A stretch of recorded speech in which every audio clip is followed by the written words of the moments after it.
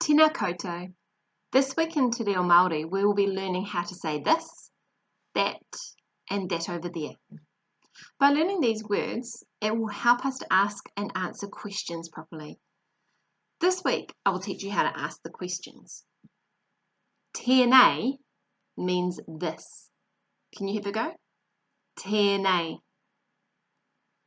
Look at the word. It has a stress line over the first E, so you need to make the first E longer. Tēnei. Tēnei means this. Tēnā means that. You have a go. Tēnā.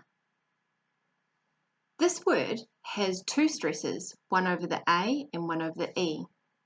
Tēnā, so you have to make the vowels longer. Tēnā means that. The last one we're going to do today is Tērā. You have a turn. Tērā. That word means that over there. So Tēnā and Tērā are different. I'll explain that a little bit later. Tērā have the stresses too, so make the first and the last vowel longer. Tērā, that over there.